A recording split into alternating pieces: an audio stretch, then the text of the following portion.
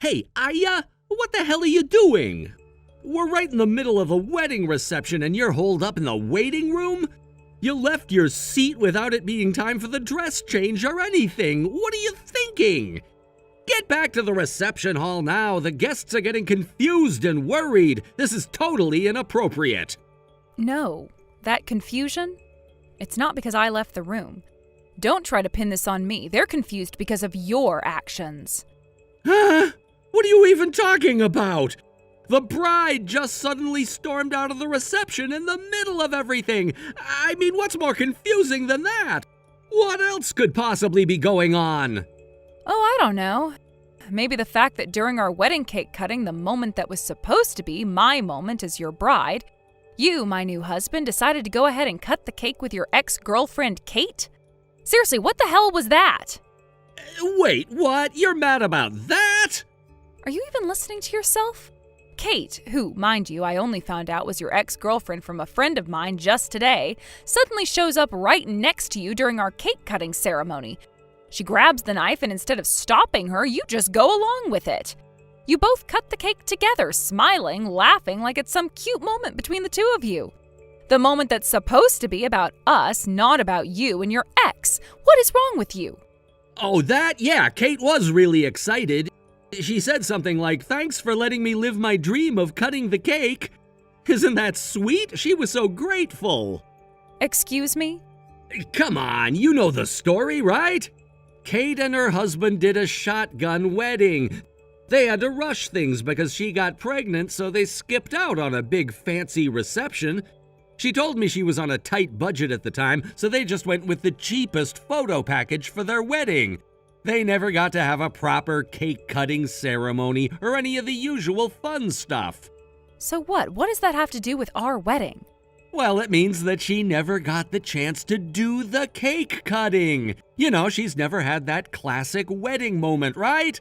So when she asked me, like half-jokingly, if she could join in on ours, I figured, hey, why not? I suggested we do it together, and she was over the moon. I thought it was nice of me to help her out with her little dream. Are you out of your mind? How can you even say that? Do you not realize that the cake cutting is something that's supposed to be between us, the bride and groom? Not yours and Kate's. How do you not see how completely inappropriate that was?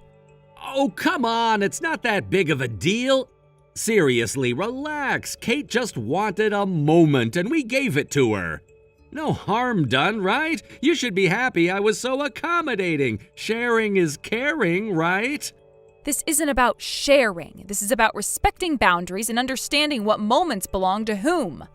The wedding cake is symbolic. It's one of those significant moments that marks the union of the bride and groom. Not the groom and his ex. And you're acting like it's no big deal? Jeez, you're overreacting. You're acting like I ruined the whole wedding or something.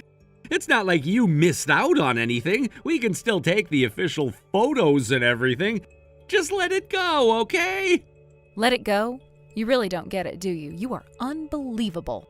Look, I don't see why this is such a problem. I just figured since you've had everything else going smoothly and your dream wedding is already happening, you could afford to be a little generous, you know? Show some spirit of compromise, some flexibility. Everything doesn't have to be perfect or go exactly by the book. It's not about perfection. It's about what's right and what's appropriate. This isn't just a little hiccup. This is an enormous breach of trust and respect. How can you not understand that? Okay, fine. You're mad, I get it. But let's be real, this is no reason to throw a tantrum and leave the reception, right? So, can we get back to the reception and finish this thing? The guests are probably wondering where the bride is. Let's not make this a bigger deal than it needs to be. You think we can just pick up where we left off? Like nothing happened? No, we're not going back like this. Not after what you did. What do you mean? You're seriously not coming back? You're gonna stay in the waiting room for the rest of the wedding? That's ridiculous! Hold on, I'm passing the phone to my cousin, Drake. He'll take it from here. Wait, what? Your cousin? Why him? What's going on? You don't know him, right? But don't worry, just keep talking to him. He'll handle this now.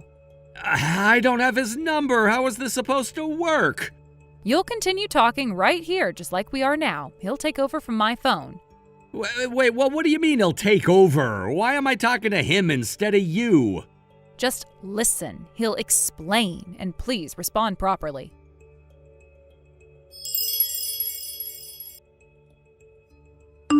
Nice to meet you, Brad. I'm Aya's cousin, Drake. Oh, hi. Nice to meet you. We don't really know each other, do we? That's correct. Today's wedding was supposed to be our first meeting, but, well, things turned out this way. I didn't expect to be speaking to you under such circumstances. What do you mean, things turned out this way? Look, I just switched up the cake-cutting partner for a moment, okay? I was just helping an old friend's dream come true, that's all. It's not like I did something crazy. Besides, it was Aya who invited Kate to the wedding in the first place. I don't see why everyone's acting like I did something wrong here.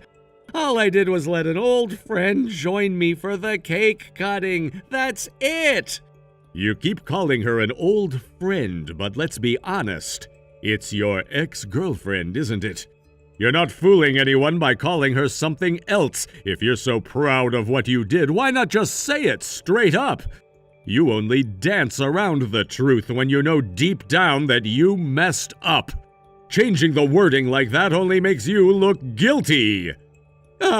No, that's not really... I've already seen the messages between you and Aya.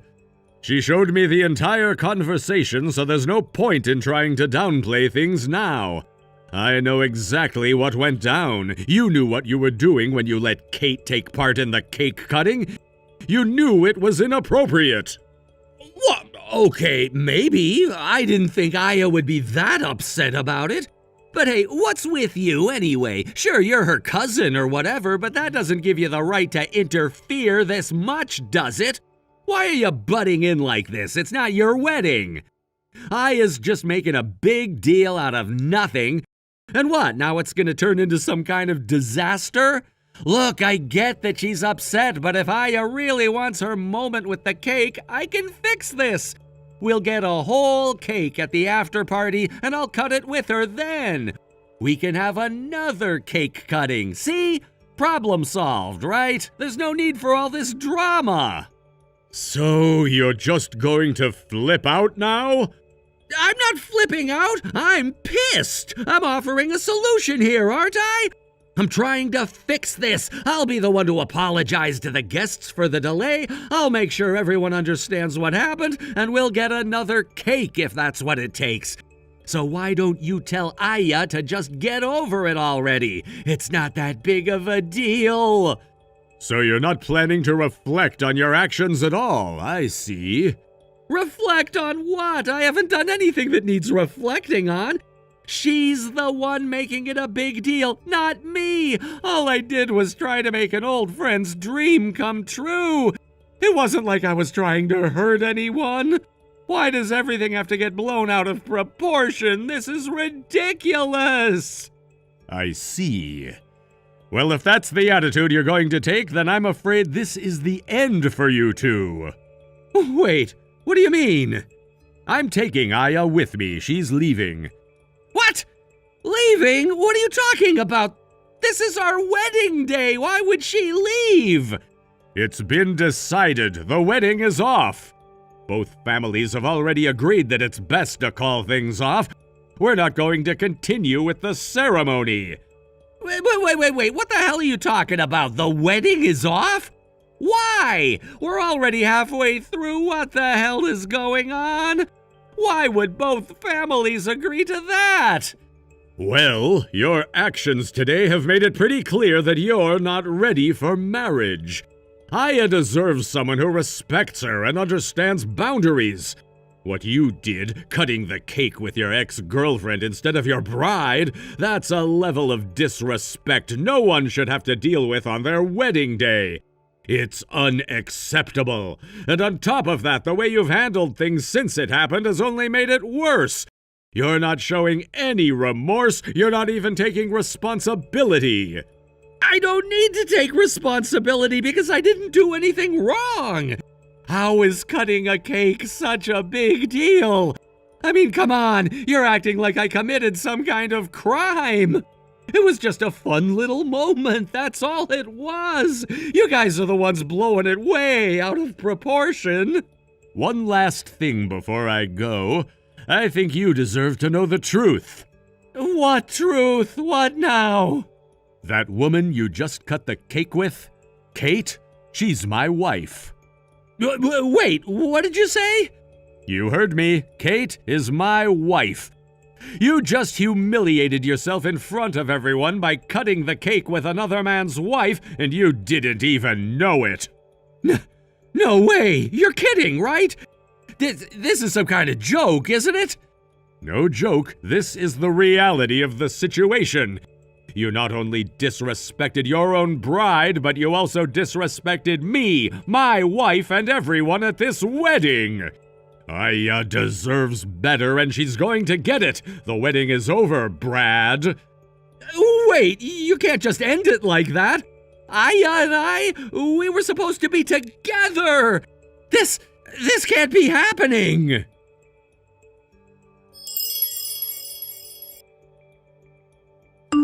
Hey, Aya, canceling the wedding is one thing, but breaking off the engagement entirely? And you've already hired a lawyer? Are you serious? Honestly, I'm starting to question if you're the one who isn't thinking clearly here. What? Do you even understand the significance of a wedding cake cutting ceremony? What it symbolizes? Isn't it just some performance where the bride and groom cut the cake together to serve the guests or something? Wow, you don't even know the basic meaning behind it? Oh, I shouldn't be surprised. What other meaning could there possibly be? It's supposed to symbolize the couple's first act of working together as husband and wife. Wait, what? I'm not saying I'm an expert, but that's the general significance most people are aware of. And before Kate interrupted, the MC literally explained that to the guests. Everyone there was watching the cake cutting through that lens as a symbolic act of unity between us. But instead of cutting the cake with me, your bride, you pushed me aside to do it with your ex-girlfriend with a smile on your face, no less. How do you think that made everyone feel? Wait, you're saying that everyone was seriously horrified by what I did? Horrified might even be an understatement, and that's not all. Do you realize that your ex-girlfriend Kate also happens to be my cousin's wife? I didn't know that. Yes, I'm aware you didn't know. But even without that detail, it doesn't change the fact that you treated me, your bride, like I didn't matter at all. I didn't mean to treat you like that. And let's not forget the other thing. The fact that you were having an affair with Kate while we were engaged, that hasn't changed either, right? No, that's not true at all. Drake hired a private investigator. He's been looking into things for a while. A private investigator? Yep, the final report came in 2 days after the wedding. Wait, what did it say? It confirmed that Kate's affair partner was her ex, Brad. You. No way. Kate broke things off with you because she got pregnant, and you, meanwhile, kept moving forward with me, just like she moved on with Drake. Sure, by the time the wedding happened, you two were no longer seeing each other, but it doesn't change the fact that while we were engaged, you were still involved with her. I can't believe this! They've really dug up all this stuff! There's one more thing, too. Kate is currently 20 weeks pregnant. And there's a growing suspicion that you might actually be the father of her child. What? That's a lie!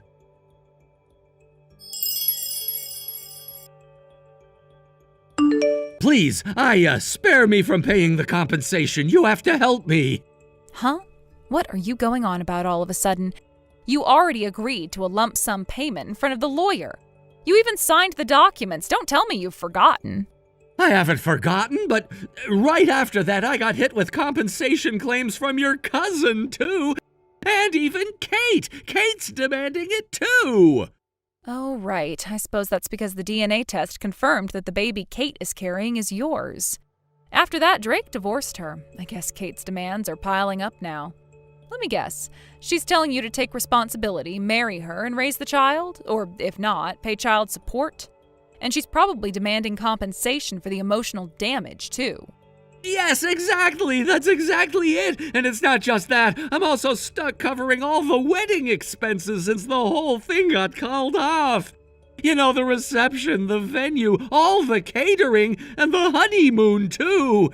They're charging me the full 100% cancellation fee. Do you know how much that is?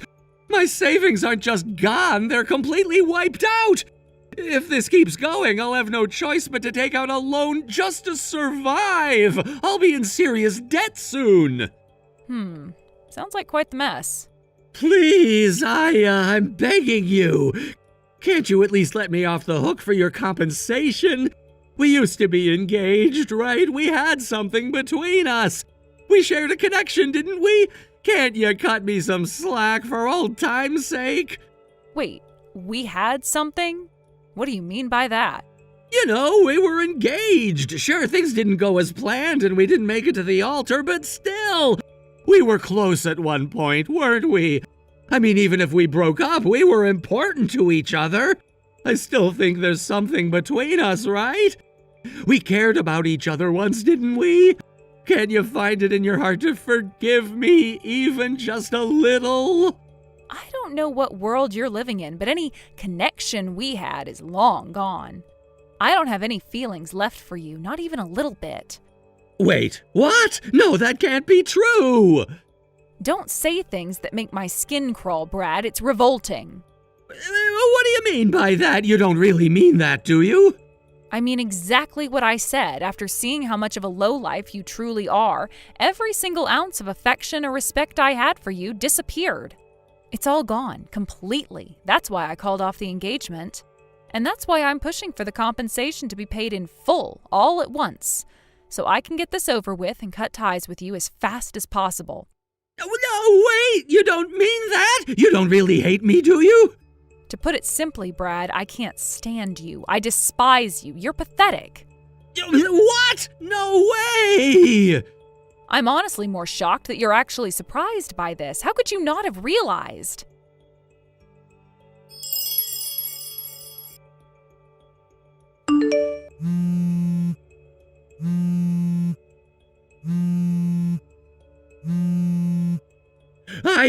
What's going on? Why did you move out?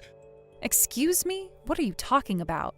I just came by your place, but I couldn't get in because of the new security system. Then I noticed your nameplate wasn't there anymore. I asked one of your neighbors and they told me you moved out a while ago. What the hell is going on? Oh, that. Yeah, I moved out about 2 weeks ago. Given everything that's happened, I figured it would be better to change my environment. Plus, my company was kind enough to offer me a transfer, so I took it. Transfer? You didn't even tell me anything about this. I didn't see the point in telling you. I was planning to move after the wedding anyway. Even without the transfer, moving out was inevitable. But now that we've broken off the engagement, this has nothing to do with you anymore.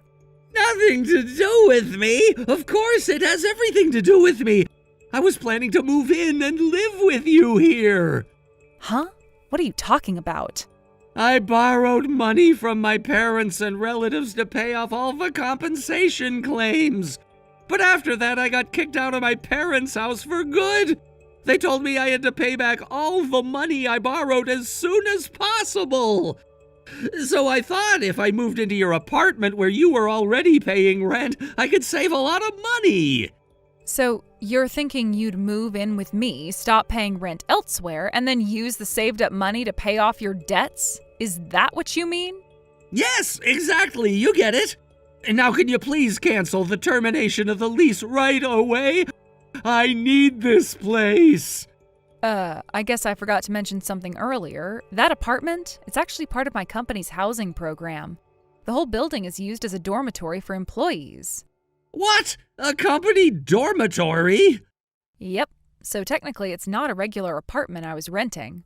When I got transferred, I vacated one of the dorm rooms for another employee to use. That's how it works. Can't you do something to help me out? There has to be a way, right? You're aware that if you're not an employee of my company, you can't live there, right?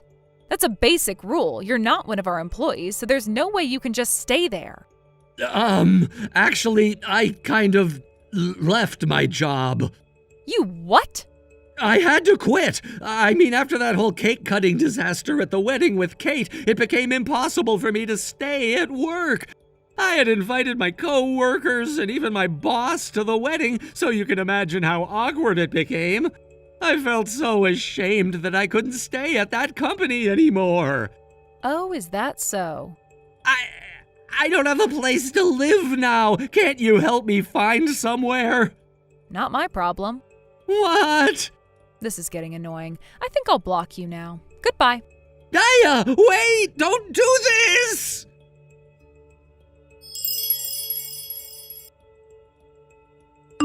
Since that time, I've gathered some information about what's been happening. It seems that when Kate discovered that Brad was unemployed, she started to get cold feet about the marriage. After some back and forth, it was ultimately Brad's parents who stepped in. They made the decision to pay child support in one lump sum, hoping that this would put an end to the disputes between the two. With this sudden influx of cash, Kate found herself in a rather advantageous position. She thought to herself, why not use this child support as my alimony? Unfortunately for her, her parents caught wind of this scheme. They were furious and declared, "You have no qualifications to be a parent." In a shocking turn of events, they took the newborn away from her. They left her with nothing. They kicked her out of their house without a penny to her name. Rumor has it that Kate is now living a very different life. She's been seen meeting various men in the bustling entertainment district. Every time, she disappears into nearby hotels with them, chasing whatever thrills she can find, as if that could fill the void left by her failed relationships and her lost child. On the other hand, it seems Brad isn't faring much better. I've heard he's been spotted escorting much older women in their 50s or even 60s, into hotels, all while sporting an awkward, strained smile. They say he's been with women who are 20 to 30 years his senior. It's a strange sight, really, to see someone so young paired with such mature women. I didn't want to pry too much, but I can only imagine how awkward those encounters must be.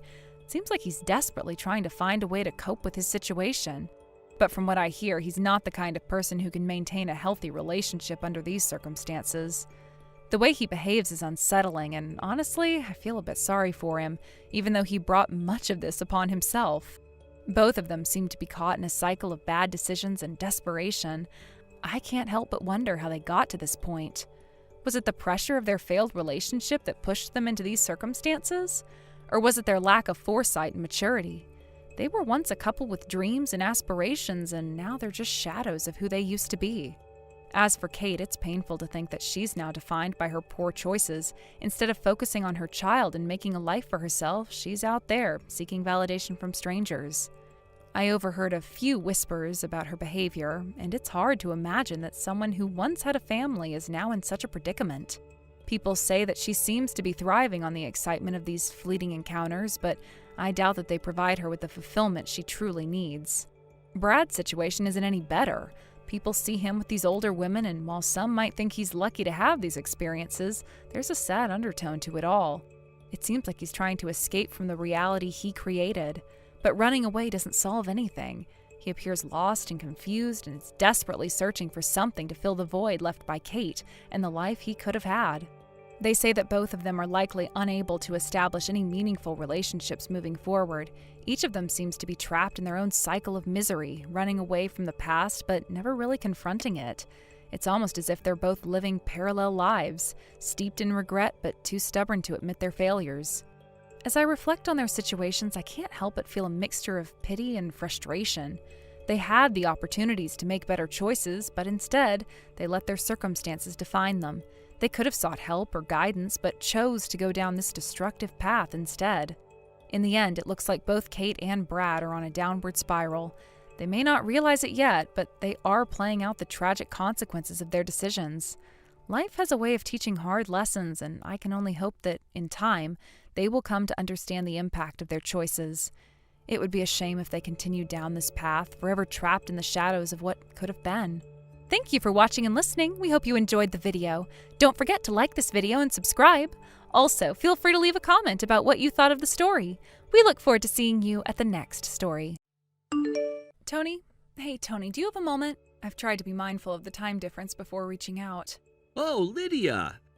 Hey, Lydia, you're good. This is actually a perfect time to chat. Your timing is spot on. Is that so? Great. Something on your mind?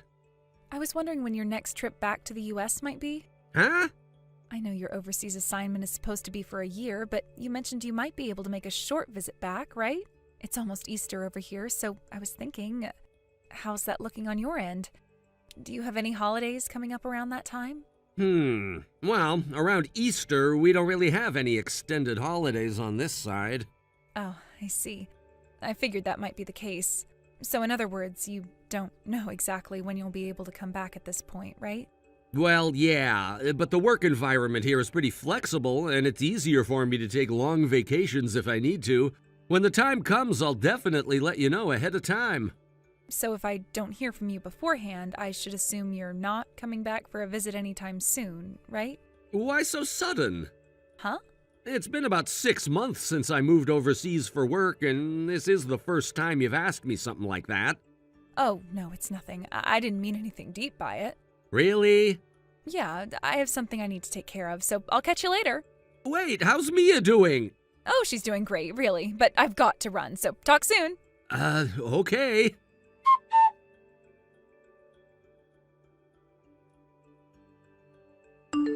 Tony, do you have a moment? Huh? Mom, is that you? I wasn't sure about the time difference over there, so I thought I'd just try texting. At this time, it's no problem at all. Oh, that's good to hear. Well, I'll just continue then. Yeah, what's going on? So earlier today, Mia came over to my house. What? Mia came over? Yes, she walked over all by herself. It seems it rained on her the way here. She must have found some shelter from the rain, but I don't think she could avoid stepping into puddles. By the time she reached my place, her shoes and socks were completely soaked. Wait, hold on a second. From my house to yours, that's over 3 miles, right? You're telling me that a 5-year-old girl walked that entire distance in the rain, no less? Sure, the route is pretty straightforward once you hit the main road, just a straight shot from there, but still, what on earth happened? And where the hell is Lydia in all this? She usually works part-time during the weekdays, right? On Sundays, she should be at home. At least that's the assumption. There's no way Mia's mother, Lydia, hasn't realized her own daughter's gone missing from the house, right? I thought the same thing, so I tried calling Lydia's cell phone, but either it's turned off or something because I couldn't get through at all. I even tried calling your landline, but no one picked up there either. Is that so? Did you try contacting Lydia's parents' house? Not yet. I didn't want to make a big fuss about it without having more information. I thought it would be best to talk to you first, since you're Mia's father. I see. Got it. Did Mia herself say anything about what happened? Well, here's the thing. She keeps saying, I'm not supposed to tell, Mama told me not to, and she's been crying the whole time. I tried calming her down with some warm milk, but she fell asleep right after that, so I haven't been able to get any more out of her. I see. In that case, it's probably best not to press her for more right now. Thanks for taking care of her, by the way. Oh, it's nothing. She's my precious granddaughter, after all. So, sorry to impose, but today's the start of a 2-day holiday there in the U.S., right? Would it be okay for you to watch Mia at your place during the holiday? Of course, that's no problem at all. Actually, the truth is, I'm coming back to the U.S. in 2 days. Oh, is that so? By the time I arrive, I should have figured out more of the situation. I'll explain everything to you then. Oh, and please don't tell anyone about me coming back. Not even Mia? Sorry, but yes. I can't rule out the possibility that Lydia might try to get in touch without us knowing. Is there something you're suspecting? Well, yeah.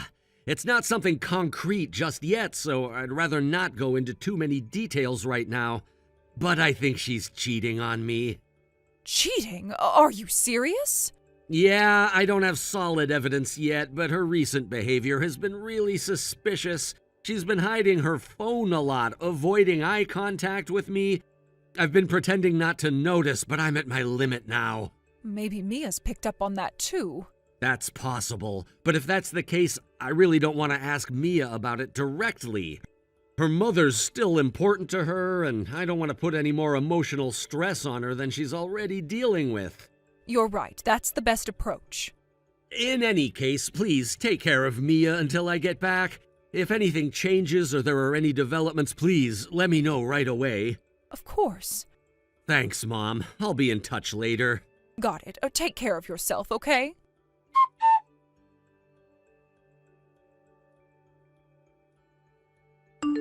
Lydia, do you have a moment? Oh, Tony, is that you? I don't really have anything urgent to discuss, but I had some free time, so I thought I'd check in and see how you're doing. Are you doing well? Yes, I'm doing great. Mia and I are having a lot of fun together. That's good to hear. How about you? How's life overseas treating you? I remember you mentioning that there was a famous tourist spot nearby. Have you had a chance to visit it yet? Not yet. This first year of my assignment, I really need to focus on settling in and getting used to the new environment, so it's been a bit challenging to find the time. I see. So what are you up to right now? Huh? Right now? I was just watching TV with Mia. Oh, I see. You're spending time with Mia then. Oh, I can't believe I almost forgot. I need to go shopping. Mia requested soup for dinner, but I realized we don't have the essential eggs. So dinner is Mia's request, huh? Yes, anyway, I've got to run. Talk to you later. Sure, take care. Talk soon.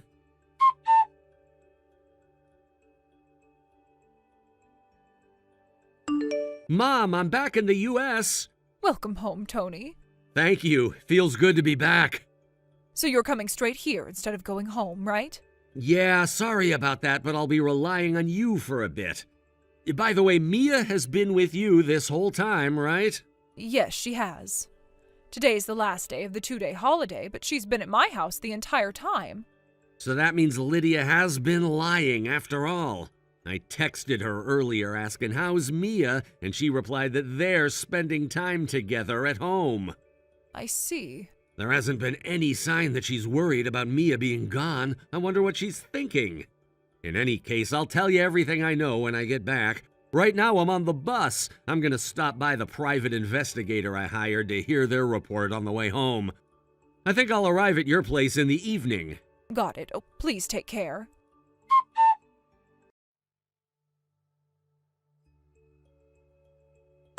Daddy? Dad? Wait, Dad? This is a message from Lydia. Daddy! It's Mia! Mia! Listen, Dad. Mom's wallet is empty, and I haven't eaten anything for 5 days. Dad and Mom have been fighting in bed the whole time, and it's really scary. Huh? You and Mom live apart, and now you're not in America right now, right? Why are you fighting in bed for so long? Well, Mom told me to call her friend. So is the person with Mom a fake dad?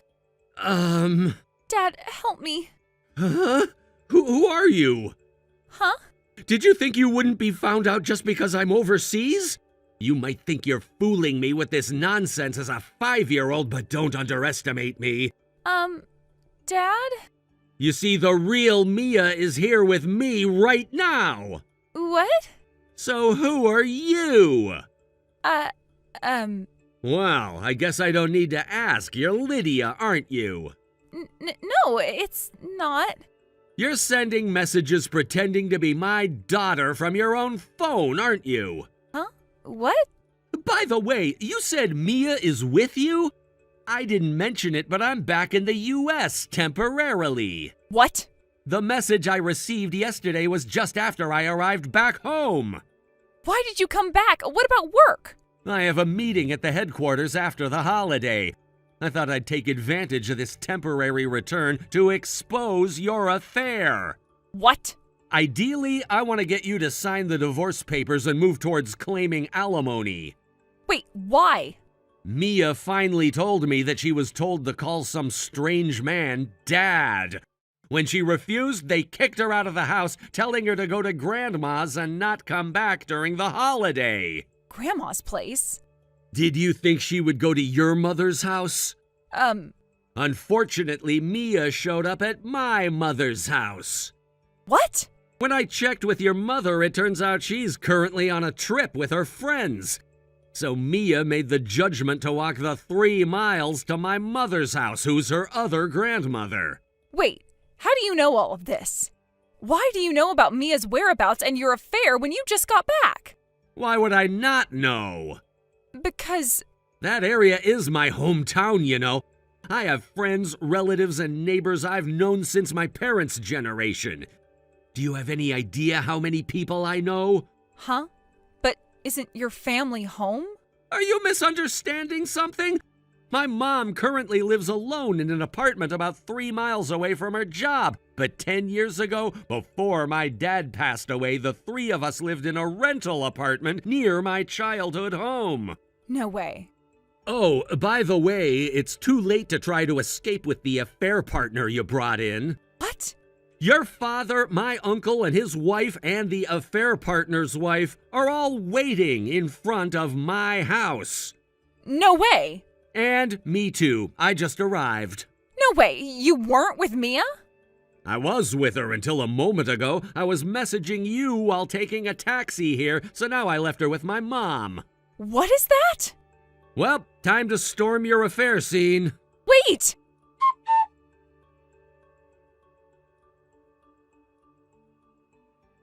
I don't want custody. Huh? I'll give you Mia's custody. Seriously? You're being so nonchalant about it, especially after how panicked you were yesterday when they barged in on you. Well, of course I was shocked. I mean, they launched such a surprise attack. But nothing really happened, right? You're acting like it was some huge disaster. Sure, whatever. So you're saying I can take custody of Mia? Yeah, I don't want it, so you can have it. You probably figured out that I was pretending to be a disinterested mother so I could give up custody for the sake of remarrying him, right? Yeah, I figured that out. Otherwise, you wouldn't have gone through the trouble of pretending to be Mia and sending those messages that made it sound like Mom is terrible. That was quite a bold move you pulled, I have to admit. This was actually my mom's idea, you know? She really pushed me to do it. Ah, so you and your mom are in cahoots. That makes sense. Exactly. Since my affair partner has a high income, we're working under the assumption that he will be covering the alimony and child support, right? It's all planned out. He's the son of a company president, and he himself is one of the executives. His annual income is around $200,000. Can you believe that? Wow, that's impressive. But wait, can I just ask something? Hold on a second. Oh, you're jealous, aren't you? That's what this is about? Just to clarify, the company president is actually your partner's father-in-law. Huh? What do you mean? Since he's a son-in-law, it's pretty much guaranteed that once his infidelity is exposed, he'll be divorced and kicked out. I heard that talks are already underway to have him removed from his position as an executive. It sounds like he'll have a tough time remaining with the company after all this. Wait, what? You're joking, right? No, I'm serious. They're probably gonna kick him out. The moment his wife finds out, she's not gonna keep him around. Well, in any case, we already put it in writing that he'll pay the alimony and child support in a lump sum. And he's already made that lump sum payment, so we're good there. Hold on a minute. What if he decides to back out? I'm not interested in agreeing to either installment payments or a reduction. He has to stick to the original plan. Tony, wait, that's going to be a problem for me if he changes his mind. Well, it's not going to be a problem for me, so I'm fine with it. I'll be okay regardless of what he decides to do. I still prefer not to go through with the divorce. Is there any way we can avoid that? No way in hell. You're making this harder than it needs to be. Seriously? You're just going to leave me hanging like this? From now on, communicate through your lawyer. I don't want to deal with this directly anymore. It's not worth the hassle. See ya. What am I going to do? I don't have any money right now. This is such a mess. I thought things would be different. I thought I could manage the situation, but now it feels like it's spiraling out of control. Maybe if you hadn't made those choices, we wouldn't be in this situation right now. You have to think about the consequences of your actions. Consequences? It's not like I wanted things to turn out this way. You think I planned for my life to become a total disaster? I'm just trying to figure out how to keep my head above water. You should have thought about that before getting involved in all this. It's not just about you anymore. Mia's future is on the line, and we need to think about what's best for her. Right, of course, Mia. But how do I take care of her if I'm broke? I can't just wave a magic wand and fix everything. And that's why you told me to take full custody, right? Maybe it's time to start taking responsibility for your decisions. You need to figure this out on your own.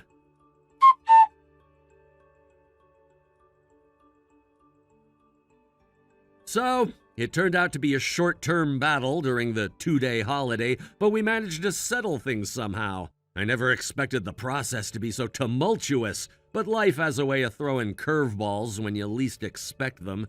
In the end, a surprising misunderstanding came to light, but since I have the divorce papers here, it's really none of my concern now. I hurriedly submitted them to the city office. It felt oddly liberating. A weight lifted off my shoulders, even amidst the chaos. Later on, it was arranged that my former father-in-law would cover the costs for the alimony and child support. This was a relief because the financial burden could have been overwhelming otherwise. By the way, my former father-in-law also started an investigation into his wife, who had been complicit in their daughter's infidelity. The realization that he had to confront his own family dynamics must have been a painful one. He always seemed to be the pillar of strength, but now his world was crumbling around him. Before long, it was confirmed that she was indeed cheating, which led to a divorce that involves claims for alimony. I can only imagine the conversations that took place behind closed doors, intense, emotional discussions that would leave scars on the family. The fallout from this revelation must have been immense, affecting not only the two of them, but everyone in their immediate circle. It's hard to process the idea of betrayal when it comes from those you trust the most. As a result of all this, Lydia ended up in a position where she had to take out a loan from her father. I can only imagine the weight of that decision hanging over her. There's something profoundly uncomfortable about borrowing money from a parent, especially under such dire circumstances. Now she's responsible for paying it back herself, and I wonder how she feels about this newfound financial responsibility. Does she see it as a necessary step toward independence, or is it just another reminder of how far she's fallen? Meanwhile, my former mother-in-law will have to work to pay off the alimony she owes. This must be a bitter pill for her to swallow, considering she may have never anticipated having to support herself in this way. It's a situation that turns everything she once knew on its head. The irony is palpable. The woman who once held a position of privilege is now facing the consequences of her choices in a way she never thought possible. Right now, she and Lydia are living in a run-down, cheap apartment. I can't help but picture the scene, the peeling wallpaper, the flickering light bulbs, and the cramped space that has become their new reality. Their situation has become so dire that they're practically fighting over the little food they can afford each day. It's a stark contrast to the life they once led, filled with comfort and security. I can imagine the sense of desperation that permeates their home. Lydia never thought it would come to this. I can almost picture the moment when she realized the reality of her situation, having to repay her father while her mother struggles to make ends meet. There must have been a point where she felt all the comfort and security she once had was stripped away. It's a harsh lesson in accountability and the consequences of one's actions. I wonder if she reflects on her choices and how they've led her to this point. When I think about it, Lydia was always a bit naive. She seemed to believe that life would always go her way, that her charm and beauty could get her through any hardship. I remember the times when she would brush off serious conversations, laughing them off as if they were mere jokes. But life isn't a joke, and reality eventually caught up with her. The facade she had built crumbled, and what was left was a stark reminder of her decisions. My former father-in-law, having witnessed his daughter's downfall, decided to take action. He's not the type to let things slide, especially when it comes to family honor. I imagine him sitting at his desk, papers spread out before him, meticulously planning how to address the chaos his family has found itself in. I can almost hear the clatter of his fingers on the keyboard as he gathers evidence against his wife, all while maintaining a stoic expression. There's a sense of determination in his actions, a refusal to let the situation spiral out of control any further. He must have felt a mix of anger and disappointment, not just towards Lydia, but also towards his wife, who he trusted to support their family. It's a betrayal that cuts deep, especially when it involves the very fabric of your family. But he's a man of action, and the moment he realized what was going on, he took the necessary steps to protect himself and, most importantly, his grandchildren. I can only imagine the conversations he had with trusted friends as he sought advice on how to proceed. As for Lydia's mother, she must be feeling the weight of her choices crashing down around her. Once accustomed to a certain lifestyle, she's now facing the reality of having to find a job, something she may not have done in years. The thought of her working to pay off alimony must be a bitter pill to swallow. I wonder if she regrets her decisions, if she realizes the extent of her actions and how they've affected not only her, but also her daughter. Living in that shabby apartment, I could imagine the atmosphere. Tight, suffocating, filled with a sense of defeat. The walls probably have peeling paint and the floors creak with every movement. The two of them, a mother and daughter who once lived in a world of comfort and privilege, now find themselves scavenging for food, fighting over the last scraps as they try to survive day by day. I can picture the frustration and despair that must fill their conversations as they navigate their new reality.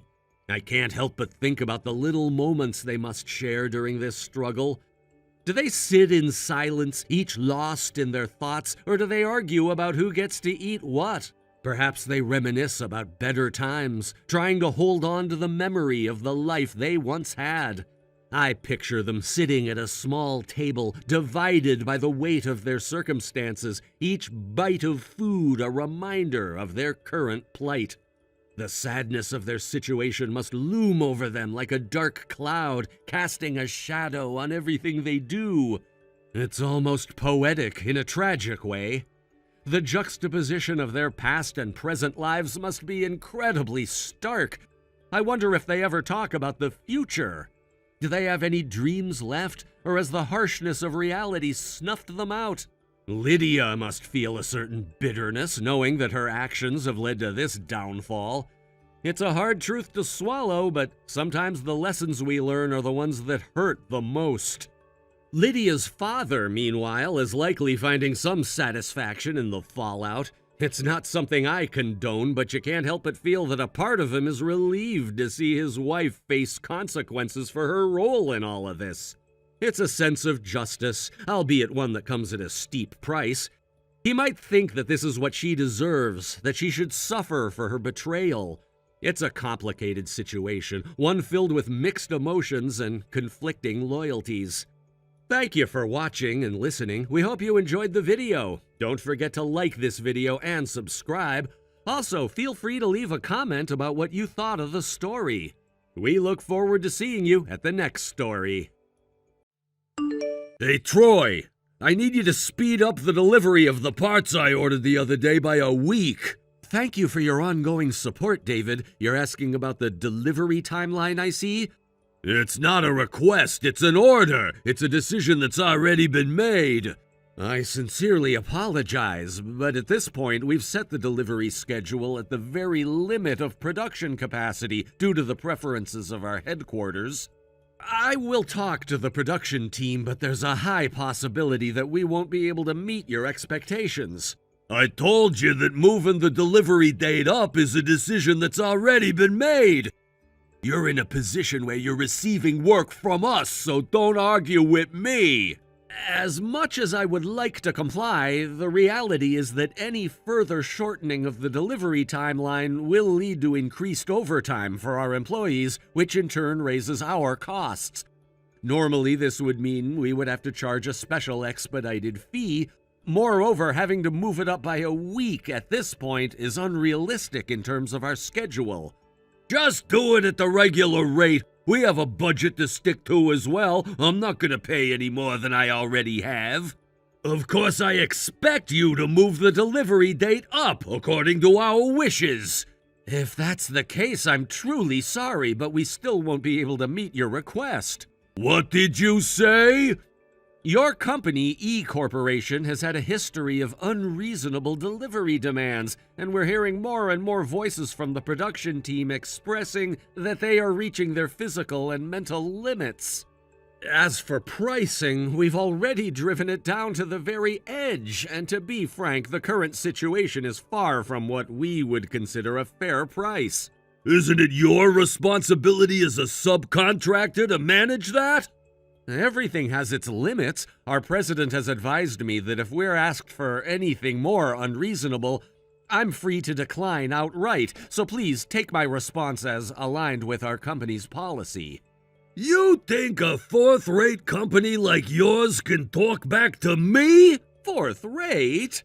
This is the consequence of defying me, the sales manager of the industry's #1 company. What will you do about the order you've placed with us at this point? Cancel it. We'll consider the contract finished with last month's order. I see. If that's the case, I'll proceed as you stated. Please send me a formal notice of contract termination via certified mail later. What a hassle. It would be problematic for both of us to get into a dispute later about what was or wasn't said. From a business perspective, it's strange to terminate a contract based solely on a message, so I'd appreciate your cooperation in this matter. Fine, I get it. As the sales manager of the leading company in our industry, I can't help but feel a bit aggrieved. I have a responsibility to uphold standards both for my team and the clients we serve. We take pride in our ability to meet demands, but sometimes those demands can be excessively burdensome. It's frustrating to deal with clients who seem oblivious to the pressures on our end. Troy, while I understand you're trying to do your job, this is simply unacceptable. You cannot expect us to operate under these constraints without any consideration for our well-being. I know it's a tough situation, but my hands are tied. I have to stick to our internal guidelines and the limits that have been set. We can't sacrifice our employees' health for a hasty timeline. If we push them too hard, we risk quality and output. This isn't just about you, David. It affects us as well. If I don't meet my clients' demands, I risk losing my job. It's a competitive environment, and every decision counts. I have quotas to meet, and I can't afford to let anyone down. I get that, but what you need to understand is that I have a duty to my team as well. They work hard and they deserve to be respected. Pressuring them beyond their limits only leads to burnout and dissatisfaction. We can't have that if we want to maintain a healthy work environment. Sure, but you have to look at the bigger picture. The business relies on us to meet deadlines, and if we don't, there are consequences.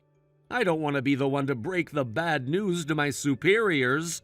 I can appreciate your position, but it's a two-way street. We need to come to a compromise that respects both parties involved. What about discussing a middle ground where we can still meet your needs without compromising our integrity? A middle ground, huh? What do you suggest? How about we look into adjusting the timeline slightly while still maintaining quality? I can push the team to see what they can do, but it'll require an understanding on your part that this is a shared effort. I'm willing to listen. What do you have in mind? Let's explore a few options. I can approach production and see if they can expedite certain parts of the process without sacrificing the end product. We can work together to find solutions that don't put either of us in a tough spot. All right, I'll give you that. I want to be on good terms, but it has to be clear that the expectations are realistic. Absolutely. I assure you that we want to maintain our relationship, but it has to be built on mutual respect and understanding. This could lead to more business down the line if we can prove our capabilities without overextending ourselves. Agreed. I appreciate your willingness to cooperate, and I hope we can reach a solution that benefits both sides.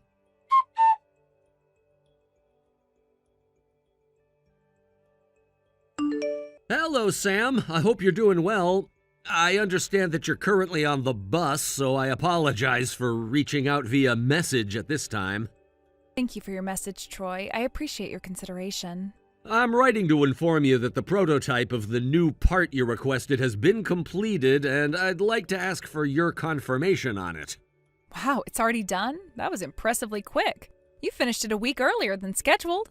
Thank you very much. I believe a significant factor in this speedy completion is that the part you requested follows standard specifications. Fortunately, we had a similar case on file that we could refer to, which helped us streamline the process and create the prototype efficiently. Are you perhaps referring to the situation with E Corporation?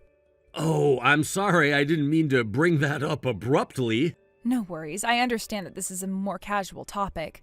Maybe we can discuss it more during your lunch break when you have some private time to chat. Yes, that sounds good. Regarding the prototype, I'll consult with my supervisor and then get back to you with a date for when I can visit your office to discuss everything in detail. Understood. I look forward to hearing from you. For now, I'll let you go. Thank you for your attention to this matter, and I appreciate your help. Thank you. I appreciate your understanding. Talk to you soon.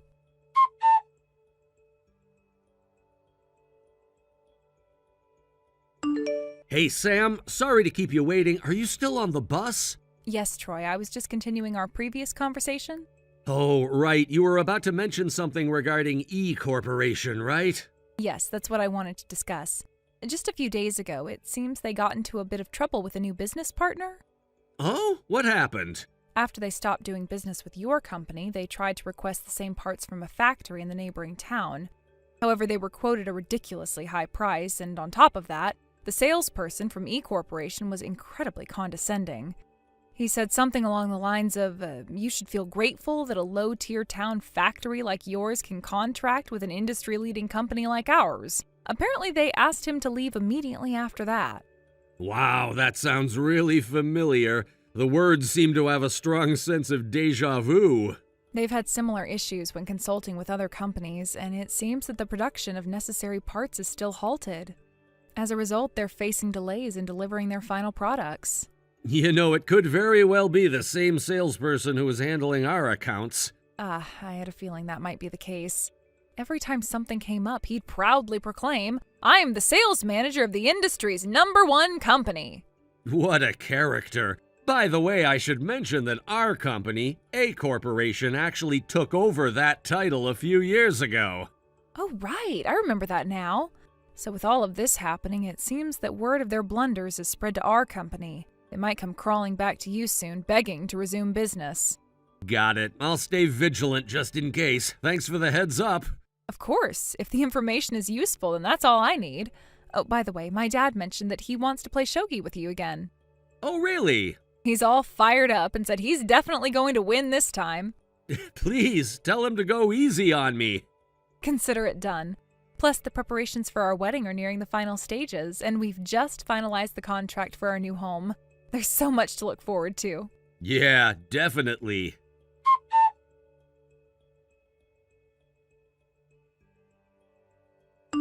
Hey, Troy! Long time no see, David. I need to discuss some changes to our transaction details. It's a holiday today, you know.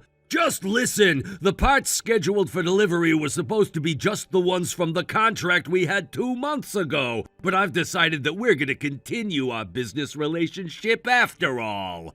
As I recall, you placed an order for 1 month's worth of parts at the time the contract was terminated, so I want those delivered based on that order. However, the president has ordered that this already ordered batch of parts must be delivered now.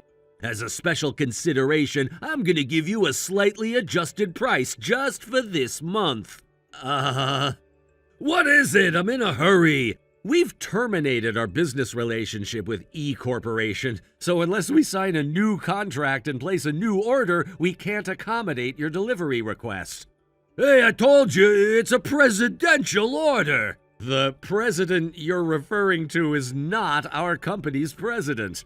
This is an order from the #1 company in the industry, allowing you low-tier companies to resume transactions with us. What choice do you have to refuse? We only have the option to refuse, actually. What did you say? Hey, Troy, are you seriously saying that? You know that if we stop doing business with you, your sales will plummet, right? Do you understand that this could lead to a critical situation for your company, potentially even bankruptcy? That's not a problem at all. In fact, we began our business relationship with A Corporation, the real number one in the industry, 2 years ago. Huh? A Corporation? That's our rival company. That's right. We're working with that rival at 5 times the price, so restarting our contract with you at the previous price is, frankly, impossible due to our commitments with other clients. Wait, 5 times? Isn't that just outrageous? I can only share what I can, but the costs for the new parts we're getting from A Corporation are almost the same as the ones we use to supply to you. And yet you say it's 5 times? Let me clarify. In general terms, this 5 times is actually the fair market price. Could it be that you're not getting any takers anywhere else because... Yes, indeed. I want to make this clear. The issue has been your unreasonable pricing strategy, and I think you need to acknowledge that. Also, I believe your arrogant attitude has been a significant problem. That's just not right! Given that I've made promises to the president, I need to have our transactions resume at the original price. Otherwise, I'll be in a tight spot. That's impossible. Come on, can't you make this work somehow? Impossible. Please, I'm begging you, work with me here. Impossible. Troy, come on, we have a history, don't we? I don't know what kind of history you think we have, but it's impossible. Troy! It's impossible. I'm preparing to go out for a late movie with my fiance, so I'll take my leave now. Huh? Your fiance? Yes, it's someone from one of our client companies. During our work together, we developed a romantic relationship. You're not trying to brag about that, are you? Right now, your priority should be me, not your fiancé. Of course, my fiancé takes precedence. What? Well, then, I must take my leave. Troy!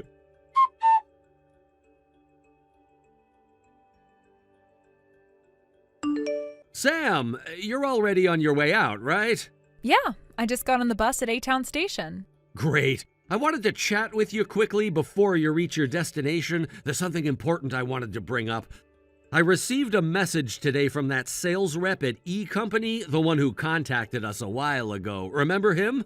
Wait, are you talking about the guy who claims to work for the industry's #1 company? You mean the same person that we had that huge issue with? Exactly. It seems he's not only unprofessional, but also completely out of touch with reality.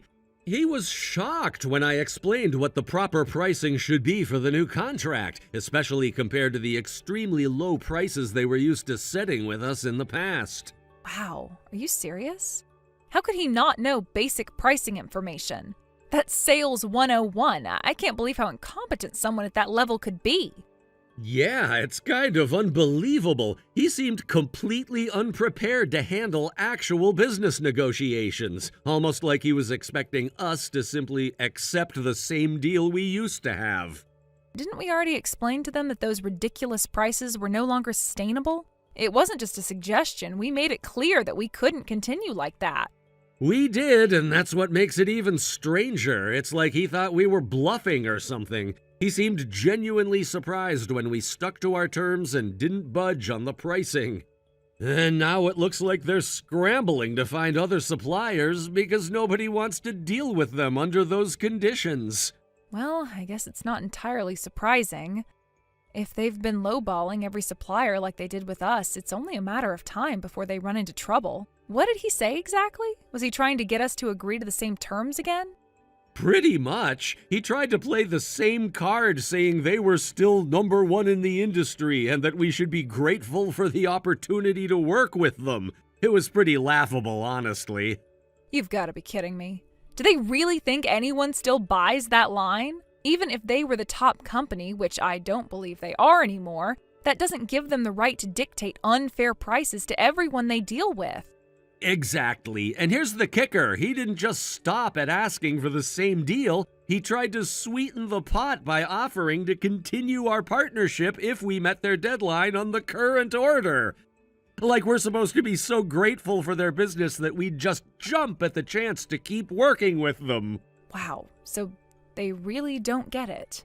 They're acting like they're doing us a favor by continuing the deal, even though it's not profitable for us in the first place. It's no wonder they're having such a hard time finding suppliers to work with them. Yeah, exactly. That's what's happening. It's funny because one of the former employees at E Company who transferred over to A Company told me that this kind of arrogant attitude isn't new. Apparently, it started because of personal ties between the previous presidents of both companies. They used those connections to get away with this kind of thing for years, but now it's all catching up with them. That actually makes a lot of sense. They were probably relying on these personal relationships to keep the deals going, even though the business side of things wasn't sustainable.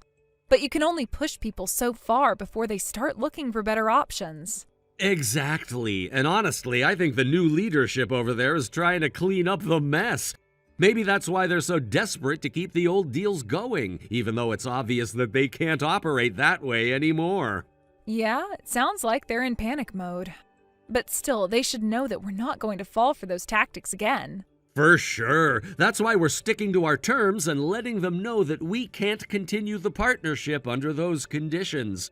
I think they were expecting us to cave, but when they realized we wouldn't, they got desperate. Well, good for you for holding firm.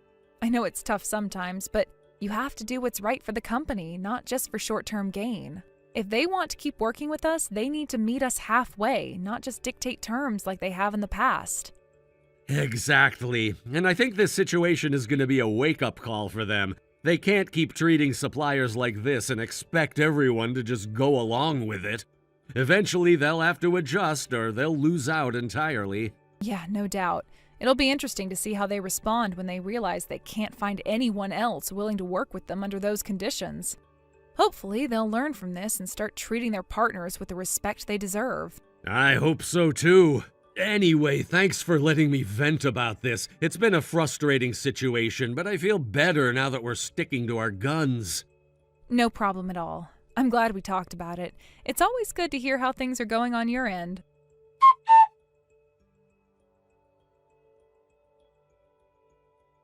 In the end, E Corporation was unable to secure a new business partner to replace our company.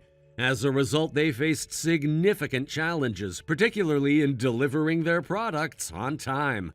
The inability to meet their obligations meant that deadlines were missed, and the consequences of that failure were severe for the entire company. David, who was the primary contact for this issue, was held responsible for the fallout.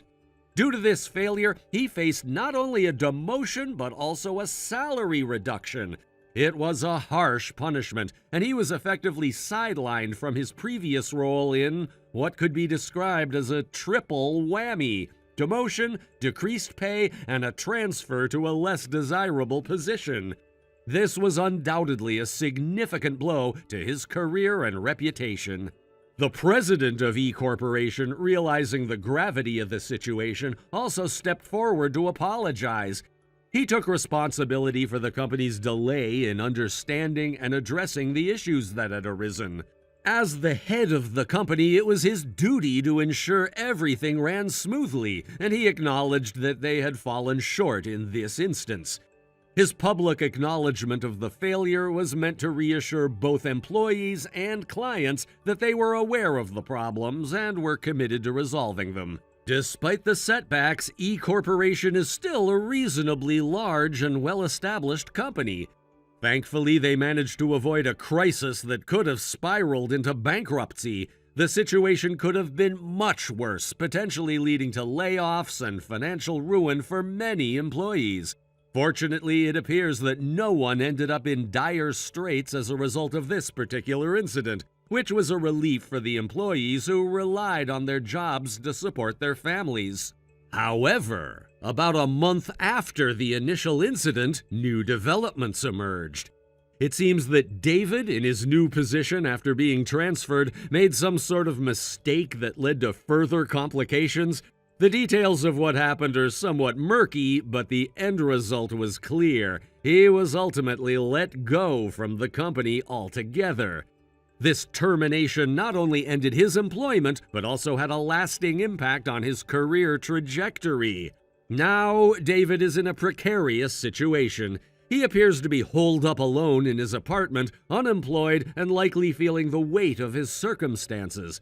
The transition from a relatively stable career to this position of uncertainty has undoubtedly taken a toll on him. Given that he's probably behind on rent payments, it's likely just a matter of time before he faces eviction. The combination of his job loss and financial troubles has put him in a difficult position, leaving him to navigate the challenges of unemployment and potential homelessness. Thank you for watching and listening. We hope you enjoyed the video. Don't forget to like this video and subscribe. Also, feel free to leave a comment about what you thought of the story. We look forward to seeing you at the next story. Thank you for watching. Please subscribe and hit the like button. See you next time.